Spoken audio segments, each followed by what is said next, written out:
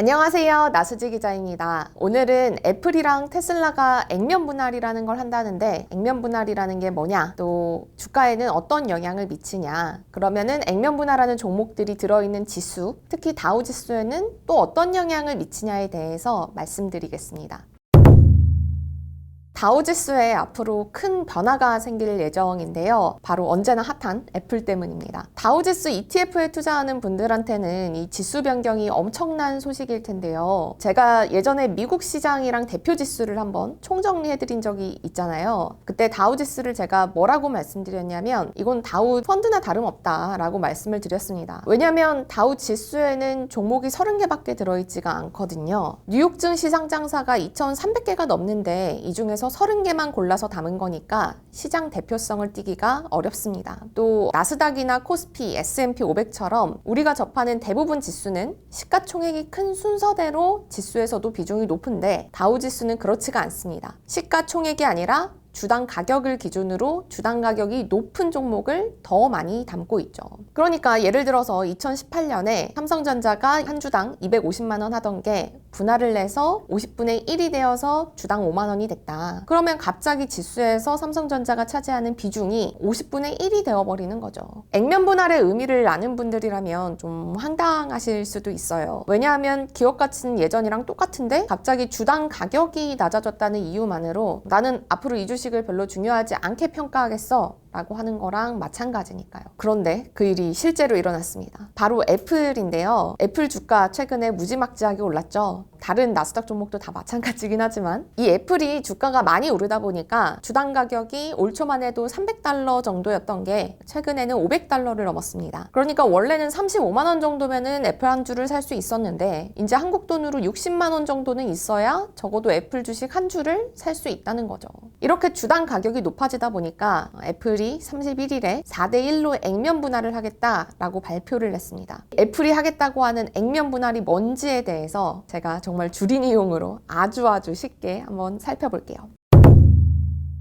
액면 분할, 가장 쉽게 설명드리면 주식을 쪼개겠다는 겁니다. 모든 주식에는 액면가라는 게 있잖아요. 우리가 주식시장에서 주식을 이렇게 숫자로 사고 팔지만 원래 주식이라는 건 회사의 지분을 소유하겠다는 증서입니다. 그런데 액면가라는 건 이 주식회사가 처음에 주식을 발행했을 때 정한 주당 가격을 얘기를 합니다. 예를 들면 저랑 제 친구랑 둘이서 이제 주식회사를 차리기로 했어요. 그래서 이제 회사에 처음 투자할 때 사업 미천, 즉 자본금을 1,000만 원으로 하자라고 정했습니다. 그래서 제가 70%, 700만 원을 대고 친구가 30%, 300만 원을 내서 같은 비율로 지분도 나눠 가지기로 했죠. 그리고 주식 액면가를 5,000원으로 하자라고 정했습니다. 이건 그냥 정하는 거예요. 상법에 보면 액면가는 최소 100원 이상으로 정하면 된다라고 나와 있고 보통 코스피 상장 기업은 5,000원, 그리고 코스닥 상장 기업은 500원을 액면가로 많이 씁니다. 어쨌든 제가 이제 액면가를 5,000원으로 정했다라고 하면 아까 자본금이 1,000만 원이었잖아요. 그럼 이걸 5,000원으로 나누니까 주식수는 총 2,000주가 발행되는 셈이고 이 중에서 제 지분은 70%였으니까 저는 5,000원짜리 주식 1,400주를 보유하게 되겠죠. 그리고 제가 경영을 정말 잘해서 이 기업이 주식시장에 상장을 했습니다. 그러면 제가 처음 이 주식을 가졌을 때 액면가는 5,000원이었지만 이 주식이 시장에서 거래되면서 기업 가치만큼 주식 가치는 변하겠죠.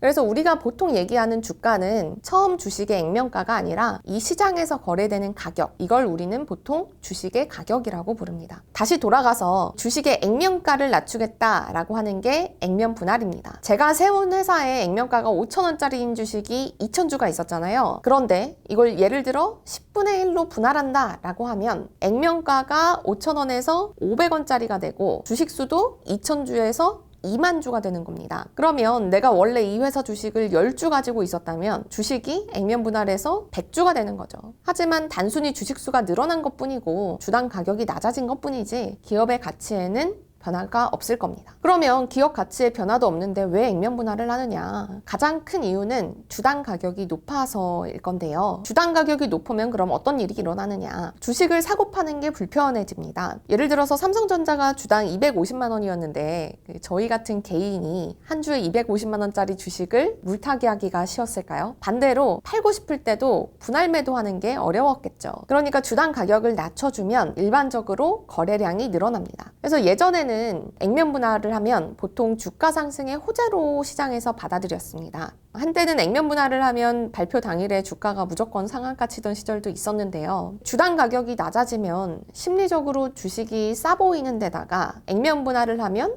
이제 무조건 오른다라는 시장의 심리도 작용을 했을 것 같습니다. 하지만 최근에는 액면 분할을 발표한다고 그 자체가 호재로 시장에서 받아들여지지는 않는 것 같습니다. 삼성전자가 대표적인데요. 2018년에 50대 1로 분할을 결정했다고 말씀을 드렸잖아요. 그런데 이후에 액면 분할이 별로 주가에 영향을 주지 않았습니다. 오히려 그래프 보시면 액면 분할한 다음에 주가가 좀 떨어진 걸 보실 수 있습니다. 생각해보면 액면 분할이라는 게 기업 가치에 영향을 미치지는 않으니까 당연히 주가에도 영향을 미치지 않는 게 당연하겠죠. 또 투자자 입장에서 유통 주식 수가 늘어난다는 게 주식을 사기도 좋아지지만 그만큼 팔기가 좋아진다는 의미도 되거든요. 그렇다 보니까 오히려 액면 분할이 주가 변동성을 키우는 거 아니냐라는 우려도 있습니다. 그래서 어떤 기업들은 애플처럼 주식을 쪼개는 게 아니라 오히려 합치기도 합니다. 이게 액면 분할과 반대로 액면 병합이라는 건데요. 이렇게 주식을 합쳐서 유통 주식 수를 줄이는 게 주가 상승에 도움이 될 수도 있다라고 보는 거죠.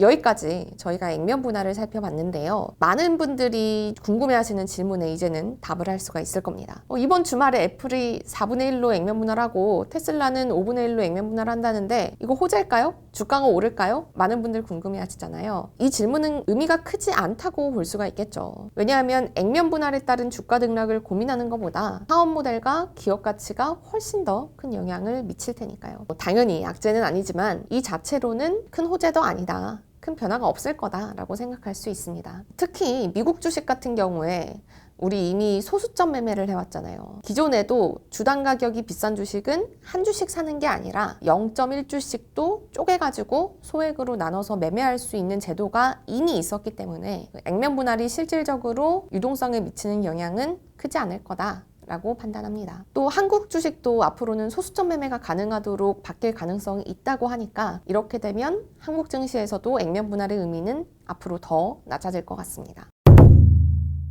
다시 처음에 뉴스로 돌아가서 그러면 이렇게 액면 분할하는 게 다우지수에는 어떤 영향을 미칠 거냐. 다우지수는 시가총액이 아니라 기업 가치와 별 상관없는 주당 가격으로 주식 비중을 정한다고 말씀을 드렸었잖아요. 이렇게 애플이 액면 분할을 하겠다고 하니까 다우지수를 선정하는 위원회에서는 이제 골치가 아파진 겁니다. 증시에 미치는 영향은 절대적이고 또 앞으로도 잘 나갈 것 같은 애플을 갑자기 4분의 1 토막만 반영을 해야 되는 셈이 되니까요. 펀드로 치면 별 이유 없이 주식을 팔아야 되는 상황이나 마찬가지인 것이고 그래서 짜낸 묘안이 지수 변경입니다. 다우지수를 선정하는 위원회가 있어요. S&P 다우지수 위원회라는 곳인데요. 이 위원회는 지난 24일에 다우지수에서 3종목을 넣고 빼기로 했습니다. 총 30종목이 다우지수에 들어있다고 했으니까 그 주식 수만 놓고 보면 10%를 갈아치우는 셈인데요. 2013년 이후에 주식을 가장 많이 물갈이를 한 겁니다. 애플 비중이 줄어드는 대신에 클라우드 소프트웨어 기업인 세일즈포스, 또 바이오 제약사인 암젠, 그리고 방산 기업인 허니웰을 넣었습니다. 그러면 이 세 기업 대신에 어떤 기업이 빠졌느냐? 엑슨모빌이 먼저 빠졌고요. 그 다음에 제약기업인 화이자, 방산기업인 레이시언 테크놀로지를 뺐습니다.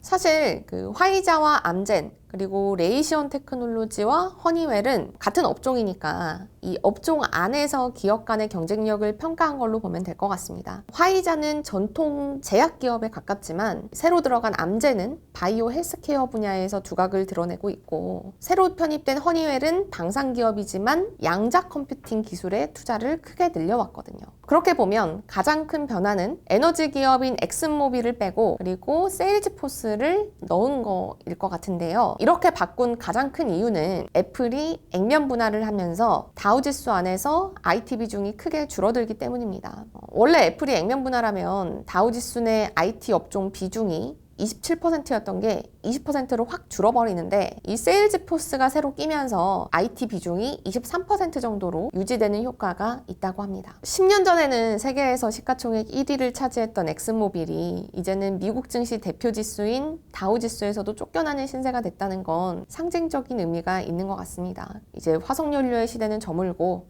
IT 플랫폼 기업들이 대세가 된다라는 시대의 흐름을 여기서도 다시 느낄 수 있을 것 같은데요. 나는 다우지수 ETF에도 투자하지 않고 개별 종목만 투자한다 라는 분들이어도 이런 지수의 편출입에는 신경을 쓰셔야 됩니다. 예를 들어 24일에 S&P 다우지수 위원회가 앞으로 31일부터 엑슨모빌, 화이자, 레이션 테크놀로지 지수에서 빼겠다 라고 하면 당장 다우지수를 추종하는 ETF 같은 인덱스 펀드에서는 31일부터 자금이 빠져나가겠죠. 그런데 요즘처럼 ETF 추종 자금이 커진 세상에서는 이 지수 변경에 따라서 자금이 들고 나는 영향력이 점점 커지는 추세입니다. 그래서 보시면 지수 변경 발표 다음 날 엑슨모빌은 3% 정도 빠졌고요. 화이자도 1%, 레이시언 테크놀로지도 1.5% 정도 빠졌습니다. 반대로 세일즈포스는 3.6% 정도 올랐고 암젠 5.3%, 허니쉘도 3.2% 올랐네요. 이 지수 변경이 수급에 영향을 미칠 게 뻔하니까요. 저는 지금까지 애플이랑 테슬라가 액면 분할한다는데 액면 분할이 뭐냐, 주가에는 어떤 영향을 미치냐, 그럼 이 액면 분할이 이 종목들이 들어있는 지수, 특히 다우지수에는 어떤 영향을 미치냐까지 설명을 드렸습니다. 앞으로 원하는 내용 있으시면 언제든지 댓글로 알려주시고요. 저는 다음에도 더 유익한 영상으로 돌아오겠습니다. 감사합니다.